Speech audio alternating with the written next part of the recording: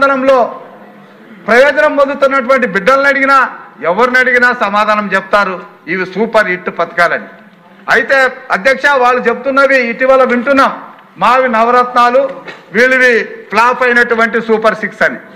నవరత్నాల గురించి కూడా తమరి ద్వారా ఒక్క నిమిషం వీళ్ళకి మన సభకు తెలియజేస్తాను అధ్యక్ష. వాళ్ళు పెట్టారు అధ్యక్ష అమ్మఒడని.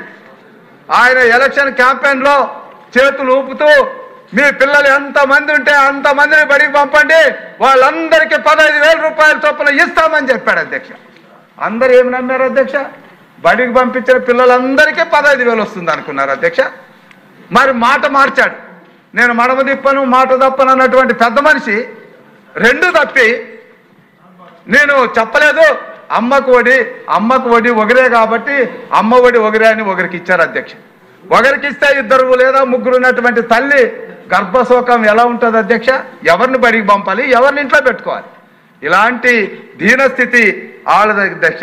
ఇంకోటి అధ్యక్ష, రైతు భరోసా, మనం అన్నదాత సుఖీభావ కింద 20,000 రూపాయలు పెట్టుబడి సాయమే కాకుండా ఆ రోజు 17,000 రైతు రథాలు ఇవ్వడం కానీ, 90%తో మైక్రో ఇరిగేషన్ ఇవ్వడం కానీ, 100%తో ఎస్సీ ఎస్టీకి మైక్రో ఇరిగేషన్ ఇవ్వడం కానీ, 3 లక్షల వరకు సున్నా వడ్డీ ఇవ్వడం కానీ, రైతు రుణాలు రద్దు చేయడం కానీ అన్ని చేసినటువంటి రైతాంగాన్ని ఆదుకున్నది మన ప్రభుత్వం. అయితే ఆయన కూడా రైతు భరోసాని పెట్టి ఏం చేశాడు అధ్యక్ష?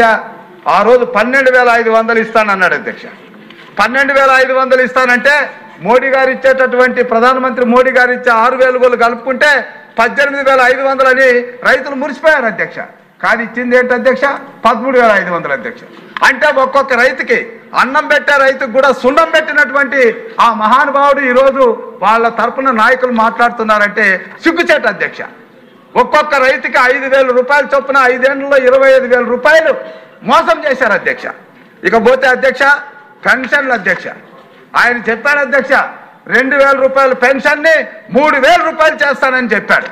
ఒక చోట కాదు అధ్యక్ష, 2-3 చోట్ల పోయిన చోటంతా చెప్పాడు. మరి 3,000 పెంచుతానన్న పెద్ద మనిషి ఏమన్నాడు? పెంచుతూ పోతాను అన్నాడు అధ్యక్ష. దీర్ఘం తీశాడు అధ్యక్ష. 250 రూపాయలు సంవత్సరానికి, 250 రూపాయలు ముక్కుతూ మూలుగుతూ 4 సంవత్సరాలకి 1,000 రూపాయలు పెంచితే చంద్రబాబు నాయుడు గారు 3,000 రూపాయల పెన్షన్ని ఏకంగా 4,000 చేయడమే కాకుండా ప్రభుత్వంలో లేకపోయినా ఏప్రిల్ మే జూన్ నెలలకు సంబంధించి